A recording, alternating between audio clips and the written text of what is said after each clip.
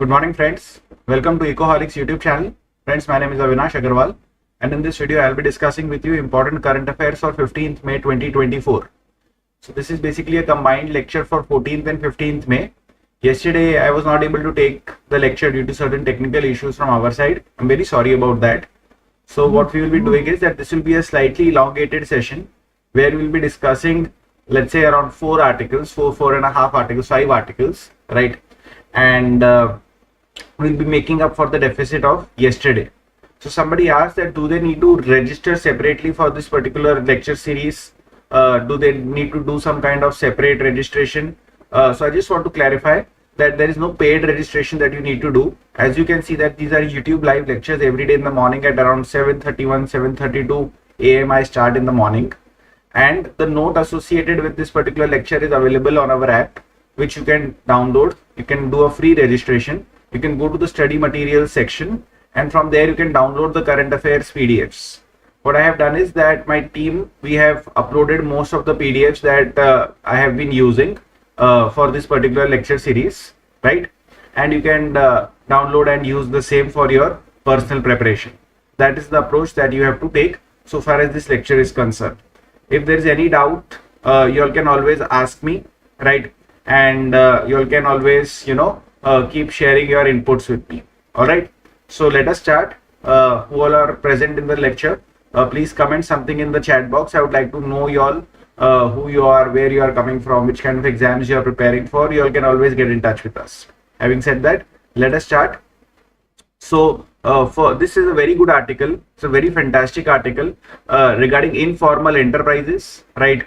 And the data around informal enterprises in India. So the idea being that it's not easy to collect data around informal enterprises because they are typically unregistered with the government. Government doesn't have their let's say profitability details or production details or transaction details or employment details, right? We don't have direct access to their details because they are not filing it with us, right? And they are a huge section of our economy. Huge contribution to GDP is being made by these informal enterprises. Okay, so how do we exactly go about determining whether they are in an expansion mode or on a contraction mode, whether they are doing well or whether they are doing bad? How do we go about deciding that? That's a huge problem. So our GDP estimations are extrapolations. So we see how the formal sector is performing, right? And we extrapolate that informal sector would also be performing good if the formal sector is performing good, right? Or informal sector would also be performing bad if formal sector is performing bad. So that is the kind of extrapolation that we do to understand what must be happening with the informal sector, because we don't have proper sources of actually going out and finding out what's happening in the informal sector. This is the broad idea that you need to keep in mind while I start discussing this article, right? So whether it is economists, right, or statisticians, so India's growth numbers are they often get debated, whether these growth numbers, our GDP numbers, whether they are in the right direction or not, right? Statisticians have also joined this debate, right? Now there are 3 key points on which there is a debate going on, and it is important for you to understand this because in the past various examinations have asked a question around these lines, right? So first of all, use of untested corporate database. That is contention number 1. The manner in which nominal growth rates are being deflated to arrive at real adjusted inflation adjusted growth rates. So you know that there is something called as a nominal GDP and real GDP. So what is nominal GDP? So that is the market value of all the final goods and services produced within the domestic territory of a country in a given year, and the market prices that I'm using is that of the current year, right? That is what nominal GDP is. What is real GDP? Real GDP is the value of all the final goods and services produced within the domestic territory of a country in a given year using base year prices. So we are not using current market prices, we are using constant base year prices. So what that does is that it makes real GDPs across years comparable, right? Because prices are the same, right? Whether it's 2022 का real GDP or 2023 का real GDP or 2024 का real GDP, since prices are the same, So any change in the GDP is because of change in the output of goods and services produced. Okay. So the only variable that is changing is the quantity. Therefore, if there is a jump in real GDP from, let us say, X to Y, so that jump is because of increase in production. So we are able to determine what is the increase in production. But what I'm essentially trying to say is that you need to convert nominal GDP into real GDP. That conversion is involving a factor, right? So is that conversion happening right? That is a debate. So what are the debates? Untested corporate database, adjustment for real GDP, and the assumptions used to estimate informal sector growth. This is the aspect that we will cover in this particular article. Because like I explained to you, we don't have straight away data sources which will tell us what is happening in the informal sector. So there are assumptions involved, right? So there is a new corporate database. There are problems in that, which has been acknowledged by Bibek Debroy, who is chairperson of Economic Advisory Council to the Prime Minister, right? So MCA 21, it has significant measurement challenges, is what Bibek Debroy wrote. We are not discussing this, so I'm not going into the details of this in this particular article. Trust me, right? India's former chief statistician Pranab Sen, he argued that the old GDP series, it was capturing real growth more accurately. So we have changed the GDP series, right? There is an old GDP series and there is a new GDP series, right? Suffice it to know so far over here that there are views which say that the older version of calculating GDP, estimating GDP, understanding GDP was better, is what Pranab Sen is saying, right? He has been writing about it. If you want, you can read it. The wire is freely accessible. So Pranab Sen has argued that our recent growth numbers, they are overestimates. Why is he saying that they are overestimates? Because he's saying that the informal sector growth that we are accounting for, that has been overestimated, right? Now, see, the reality is, if you look at anecdotal evidence, right? So we have been talking about K-shaped recovery. That one segment of Indian society, one segment of Indian economy, one set of producers have been doing fantastically well after the pandemic, right?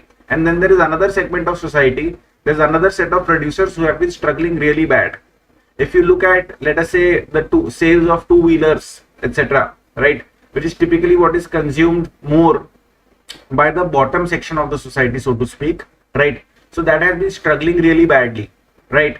So Pranab Sen is arguing that post-pandemic, there has been a slower recovery for informal firms, but our GDP is somehow overestimating the activity level in the informal sector. Okay, like I explained to you that our GDP numbers, they rely on formal sector proxies to estimate informal sector activity. So therefore, there is likely to be overestimates. We don't have direct measurement indicators, let us say, for informal sector. So we rely upon, certain numbers associated with formal sector, which gives us a sense of what is happening in the informal sector. Formal sector is doing fantastically well. It is doing phenomenally well. If you see the profitability of Nifty 50 firms, Nifty 100 firms, Nifty 200 firms, they are doing phenomenally well, for sure, right? So based on those numbers, informal sector seems to be doing fantastically well, but it doesn't corroborate with a lot of other evidences that keeps getting gathered. So that is one view, Pranab Sen's view. Okay, there is another view, again that of a former chief statistician and TCA Anant. So TCA Anant argued that official growth figures are actually underestimating informal sector growth, meaning that we are not really capturing all the vibrant dynamic activity that is happening in the informal sector. They are actually doing better than what we are accounting for. And TCA Anant is saying that if you look at the wage data from periodic labor force survey, right, that tells you that the informal sector is buoyant. So these are your two diametrically opposite sides of the coin. So typically when a question gets asked to you in the examination that there is a lot of, let us say, I'm just making an informal question over here, that there is a lot of debate or there is a lot of controversy around measuring informal sector activity in our GDP. So basically they can ask you to sum up this entire debate, right, and then give your own 2 cents. So this article is helping you in summing up that kind of debate which is going on. Okay, there are 2 more important officials over here, right? Sanjay Kumar and NK Sharma. They say that TC Anand's conclusions are not right. TC Anand is saying that informal sector is getting underestimated. That conclusion is not right, right? Because they are saying that periodic labor force survey wage data is basically capturing nominal wages or wages in the current rupee terms. What am I getting paid today? That is my nominal wage. What is it that I can purchase with that? That is my real wage, right? So if you adjust these nominal wages for inflation, so you see that wages are either stagnated or they may have even declined, right? So that is what your NK Singh and Sanjay Kumar are saying. And NK Singh was NK Sharma and Sanjay Kumar are saying. These are former officials of Ministry of Statistics and Program Implementation. So they know what they are talking about, because these were the guys who were, you know, handling a lot of data and statistics and all these things in MOSPI, right? All the programs and so on, right? Now, like I have explained in this article earlier as well, that for a very long time we did not have annual survey of informal firms, right? So other than agriculture, for which annual data is available, informal sector output, we don't have proper annual survey data, right? We were relying on quinquennial survey of unincorporated enterprises. What is the quinquennial survey? A survey that typically happens every 5 years, right? So we do this survey every 5 years. Let us say that we do it in 2020 and let's say that we do it again in 2025.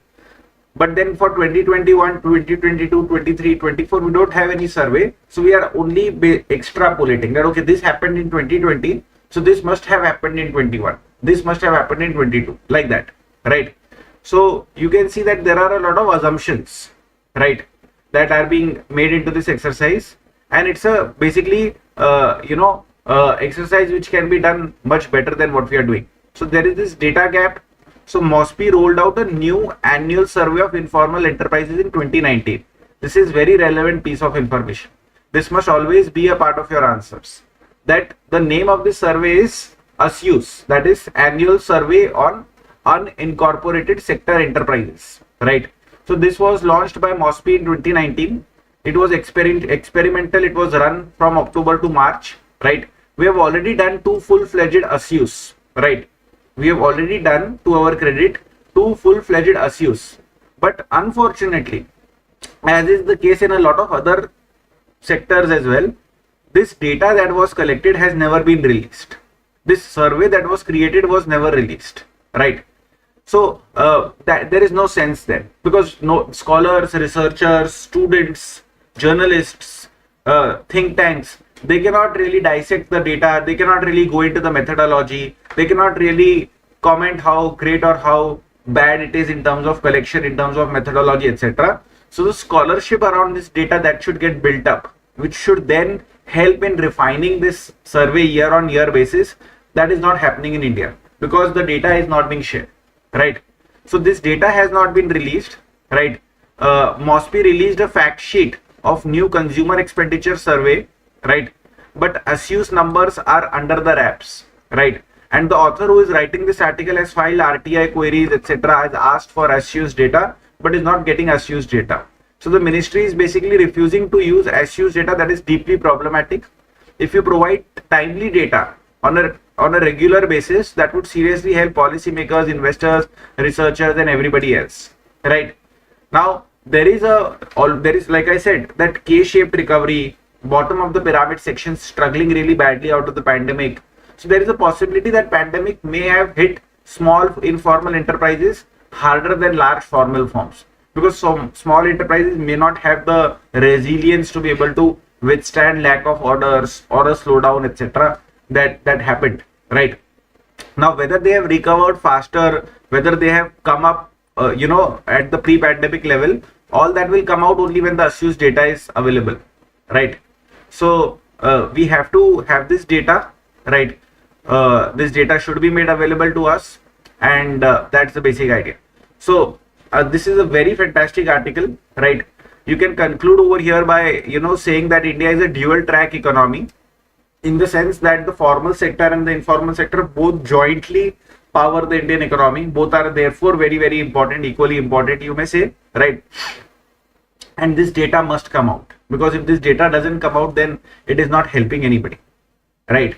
Maybe the government is, finding that that data is not attractive enough, right? It's not maybe painting a good enough picture. That is why they're probably keeping it under wraps. This is not my conclusion. This is the typical conclusion that anybody would jump to, right? Maybe wrong, absolutely, right? But this is a typical conclusion that anybody may jump to, and it doesn't help anybody. The fact that we are so stingy about the data that we are gathering, right? So this is discussion number 1. So if there is any question, please feel free to ask. Otherwise, I will move ahead to my next discussion, right? So moving on, it is time to raise minimum wages or adopt a living wage approach. Now this is also a very, very important article from a labor welfare point of view, labor regulations point of view. These are your typical topics that get discussed in the examination: wages, informal sector, right? Another article that I will be discussing, that is going to talk again about industrial policies, keeping in mind the requirement for green growth, sustainable development, and so on. That is also going to be a very beautiful discussion, right? So the point being that if you see, we need to raise our minimum wages. So I'll come to this particular diagram maybe a little later on, right? But what is happening is that Government of India has decided that they are going to replace minimum wage, right? And they are going to put into place a scientifically calculated living wage by 2025. This is a very welcome decision.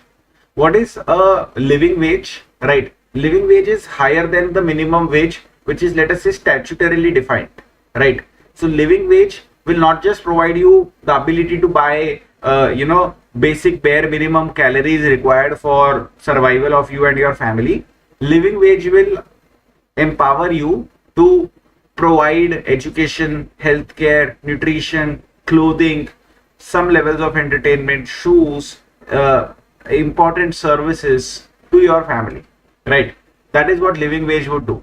So it is an evolved concept, right? So just the way we moved from growth to development, from development to human development, from human development to sustainable development.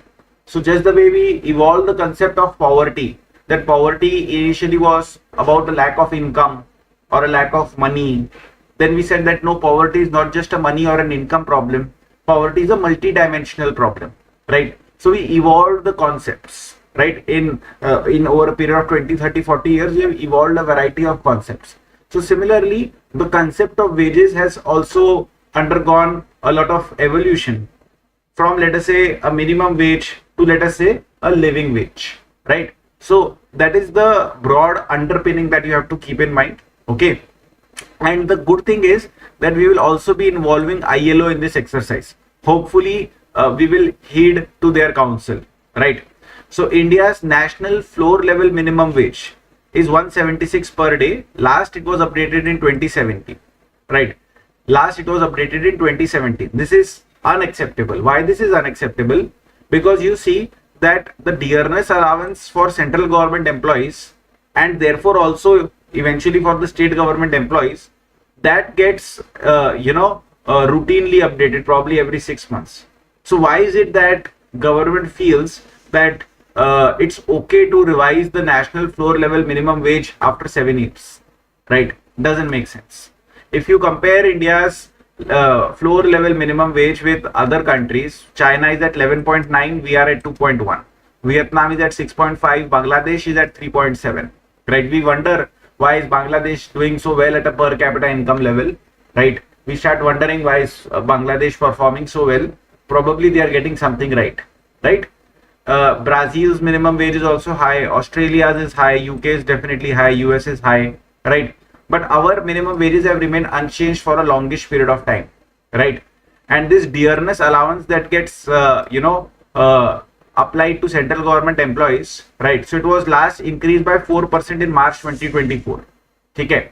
So you see the kind of alacrity, the kind of agility that we have so far as announcing DAs is concerned. Similar kind of agility we should also have probably these minimum wages that get paid to informal sector employees and everybody else, right?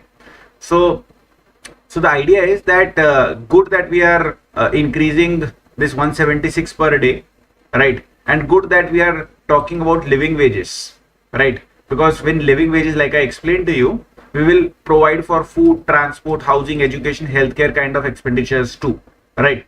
Now, the difficulty in India is that our states, they have their own minimum wage calculation mechanisms, right? So states typically are doing a better job. So larger states in India, they are annually revising the minimum wage that is applicable in their state.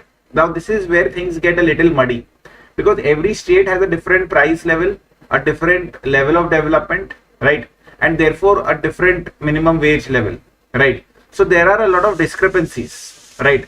So living costs, industrialization levels, labor availability, all of these things are very different. Hence, wages are very different. Like for instance, there are a lot of examples over here that minimum wage for a security guard is around, let's say, 550 rupees in Karnataka, 395 in Uttar Pradesh, 176 in Nagaland, right? So it is not as if that this problem has come for the first time. Those who have attended my discussions in my classes in Ecoholics, you know that Planning Commission, when it existed, it struggled for the longest period of time trying to get state level poverty estimates right, because at state level prices are different, right?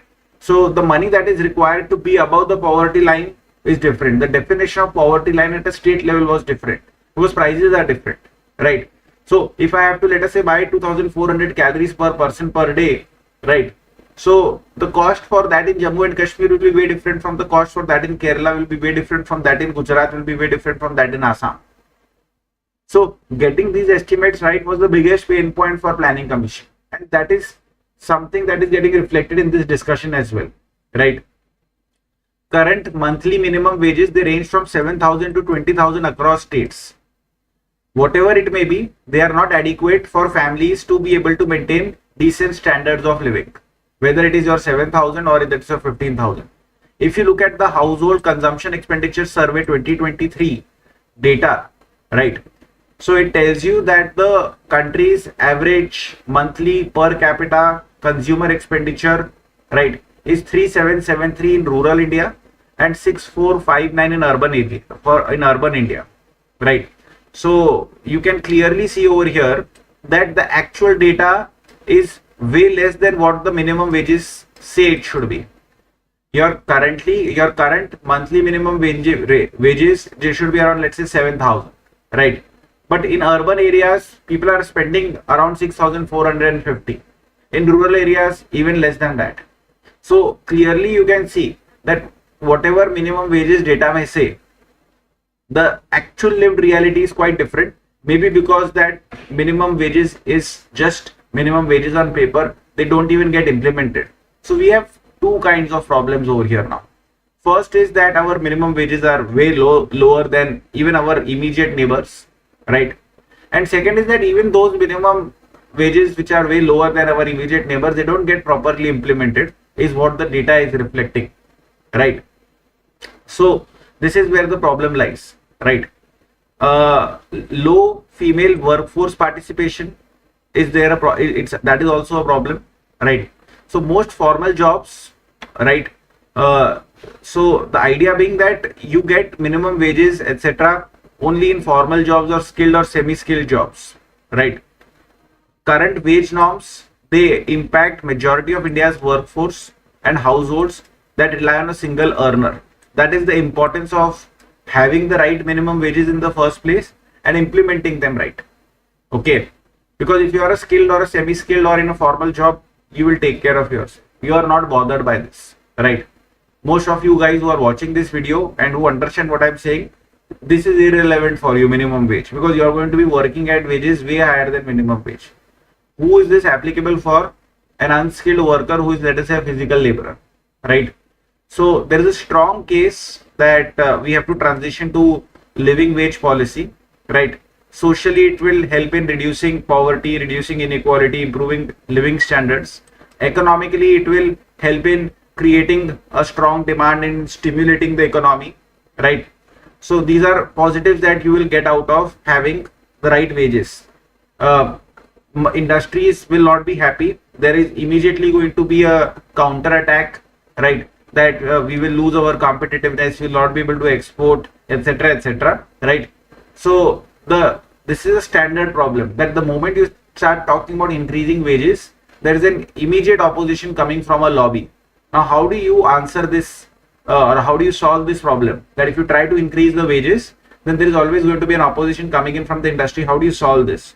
So you solve this by saying that there are other ways of improving productivity too, right?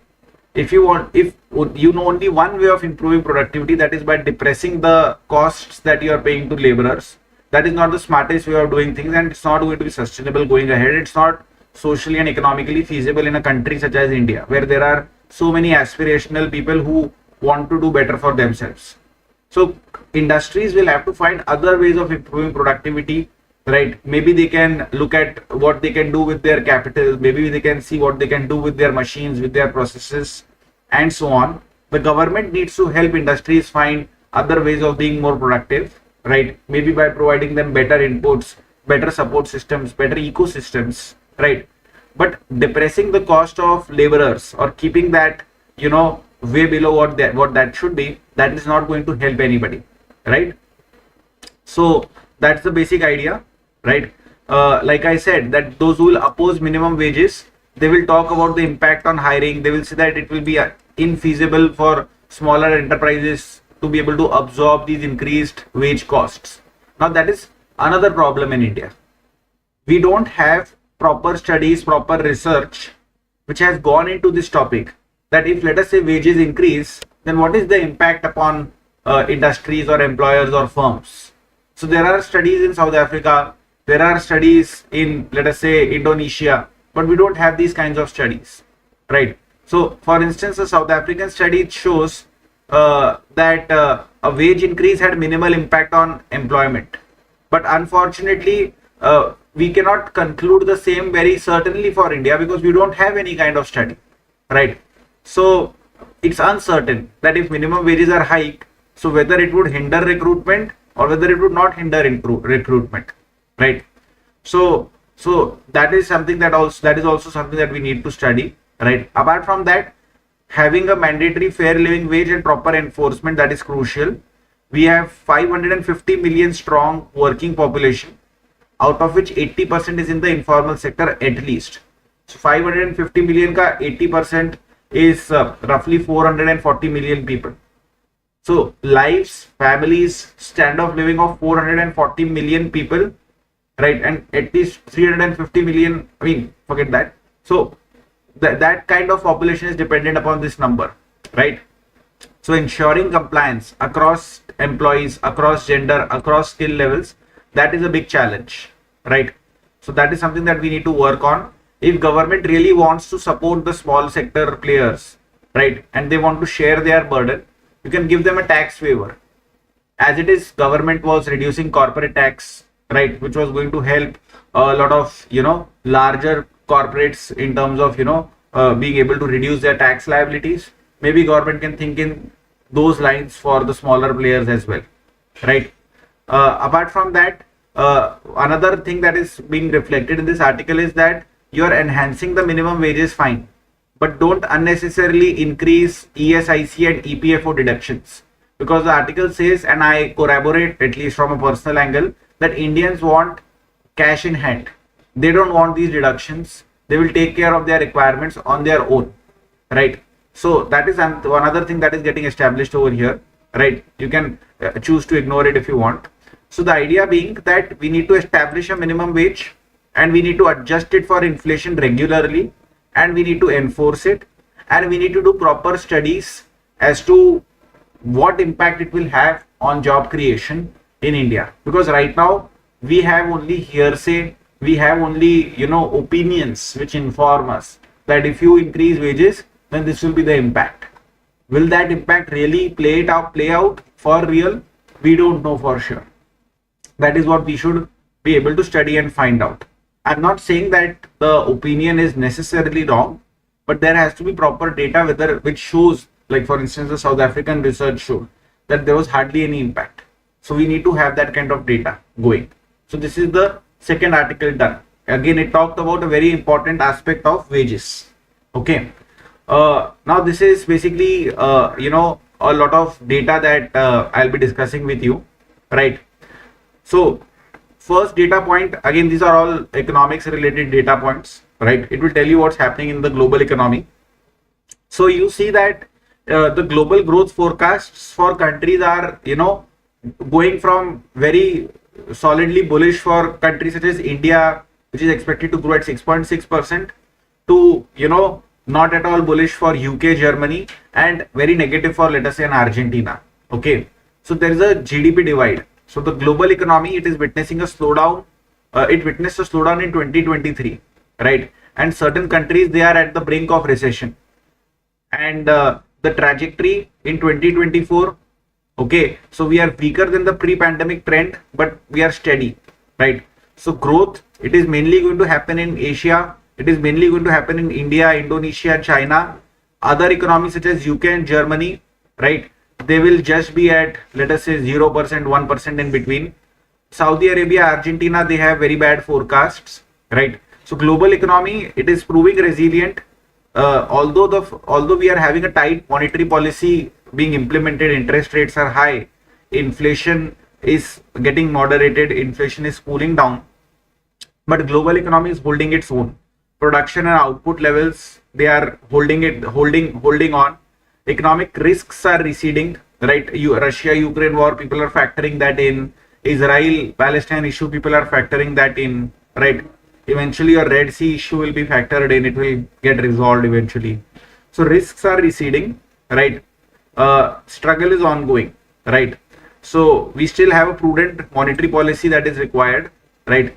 And we need to have investment and job focused reforms is what the OECD said, right? So this is about the global GDP scenario, right? What is the policy progress? So central banks, they are not all aligned. Like for instance, Japan, it increased the interest rate, right? Australia is not likely to cut its rate until 2025, right? US is saying that they will cut interest rates in the second half of 2024. UK is signaling that rate cut will happen in June, but it can depend upon data. Sweden says that it will cut its interest rate in May, and they have actually cut their interest rate in May. India, right?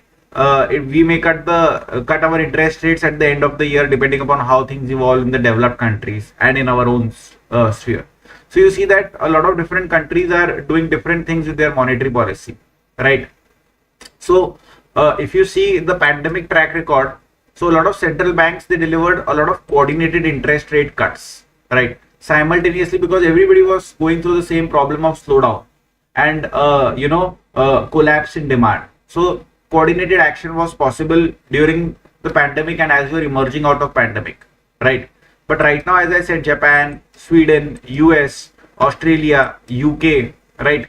They are basically trying to, manage their own domestic situation while also responding to what is happening in US. Because if interest rates remain high in US, then any economy in the world or no economy in the world can afford to, keep reducing their interest rates. Because then that will pose a serious risk of capital flight from that country to US. That if I get better rates in US than in your country, then why will I invest in your country's bonds, government bonds, etc. Right? I would rather invest in US bonds. So no country can afford that kind of capital flight because that would produce a huge depreciation pressure upon their domestic currencies, right?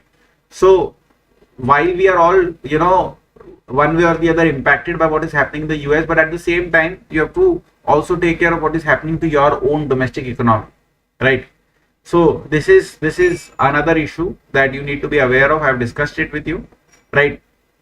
Apart from that, debt levels globally are causing some worries. So you can see that from 2015 to 2024, mostly there has been a rise in the debt level, whether it is advanced economies or whether it is emerging and developing, economies, right? Both these sets of economies are seeing a rising debt level, right? So debt levels, they have remained high at 111% of GDP in advanced economies, 69% in emerging and developing economies. So why is the debt level high? Because government spending has increased so that they could support growth, so that they could provide subsidies, so that they could support the post-pandemic recovery, right? So World Economic Forum's president has said that we haven't seen this kind of debt since the Napoleonic Wars, and we are getting close to 100% of the global GDP in debt. So as much as we are producing, that is the level of debt that the governments are carrying, right? So these elevated levels of debt, they indicate countries' inability to control their spendings, right? So that's a problem. IMF says that building a credible fiscal framework, that will be very important to balance the spending needs with debt sustainability. Speaking for India, we are doing pretty well for ourselves. Our fiscal deficit is coming down from the highs of 9.5% to I think around 5.8% of our nominal GDP right now. And in the year ahead, once the elections are over, you are likely to see a fiscal deficit target of 5.4%, right? So we are doing pretty well for ourselves, right? And our debt levels are also manageable. Even if they are closer to 70-75%, they are manageable, right? We have spoken about AstraZeneca vaccine, right? So AstraZeneca's Covid19 vaccine, right, which was produced in India by the name of Covishield by Serum Institute of India, right? So it was used worldwide, but the company has admitted last month that this vaccine, Vaxzevria, it could produce blood clots, okay, and those blood clots can cause healthcare related emergencies and can also result into death, right? And AstraZeneca has announced that they are withdrawing these vaccines, right? But if you look at their share price, so the share price has been only going up. So despite the fact that there is a huge controversy raging around AstraZeneca, but share price are buoyed, right? So that's something which is weird over here. We have spoken about heat waves and rising temperature, etc., right? So global warming is becoming more and more obvious. If you look at the temperature records, so they're consistently higher as compared to the pre-industrial reference period of 1850 to 1900, right? So consistently we are seeing that these records are getting created. So that basically means that a new trend is getting established, right? It's not just one off, it's a new trend that is getting established, right? So April 2024, it was 1.58 degrees Celsius warmer than, let us say, April average of 1850 to 1900. So this is the hottest April that we have witnessed, right? If you look at the past 12 months global average temperature, they are highest at 1.61 degrees Celsius, above the 1850-1900 average, right? And we have witnessed heat waves, forest fires, low food production. These are all associated with rising temperature, right? Thailand, Mexico, India, they are all in the same boat as India is, right? So El Nino phenomenon, it causes low rainfall, right? That is likely to fade this year. So concentration of greenhouse gases will keep pushing the temperature up, right? So this is where the problem lies. So these were a lot of small data points that I wanted to discuss with you. Okay. Another article that is important is China's clean tech subsidies, right? So this is an article which has been written by Andy Roddick. He's a very renowned economist, and in this article we speak about the clean technology subsidies or green subsidies that China is offering, and the author believes that these subsidies, they are good, right? The debate is that are these subsidies desirable, because these subsidies will or can decimate industries in other countries, but they will make green technology or clean technology way cheaper. So are these subsidies good or bad is what we'll be discussing in this article, right? So there is a trade war on clean technologies that is brewing. So US and Europe are on one side, they are worried that these Chinese subsidies, they could threaten green industries, right? And they are saying that we will put import restrictions upon these Chinese goods, clean technology goods, green energy goods, right? China has complained to WTO, right? China is saying that Inflation Reduction Act, which has been passed in US, it is flouting the WTO norms. They are taking discriminatory action against Chinese products. They are, solely illegally kind of favoring the US products, right? Janet Yellen, she has been very outspoken about the fact that Chinese subsidies and excess supply conditions, right, that is going to hurt other industries in other countries. So the large scale government support that has been provided to solar electric batteries in China will cause problem for similar industries in other countries, right? She gives a comparison with the US steel industry. So US steel industry was decimated because Chinese subsidies for Chinese steel industry meant that China steel was so damn cheap that US steel could not compete, right? And she's saying that same fate or same outcome is awaiting the green industries, right? Now China has definitely been able to expand its green industries at a very rapid clip. 80% of the world's solar PV modules, 60% of wind turbines, 60% of electric vehicles and batteries is being produced in China alone, right? In 2023, China's solar power capacity grew by more than the total installed capacity in the US. That is the kind of addition that they are doing, right? And definitely national governments, provincial governments, municipal governments in China, they are rapidly helping in this ramp up by putting in a huge amount of money, right? But the author believes that larger number of and cheaper number of solar PV cells, electric vehicles, batteries, wherever it is produced, it is good for the world, right? These green technologies are critical for fighting against climate change, right? And the way China is subsidizing green industries, that is exactly the way other countries should also approach this, right? Because once these technologies are developed, once the know-how is there, then the positive externalities will be huge in terms of being able to tackle climate change, in terms of being able to transition to greener ways of producing and supplying things, right? So it will benefit consumers and producers everywhere, right? And had there been a world government or a global government, they wouldn't have minded China increasing its production. There should be a global carbon tax, which is not there, right? So in the absence of a proper global carbon tax, the second best thing that you can have is green subsidies. And these green subsidies are beneficial, right?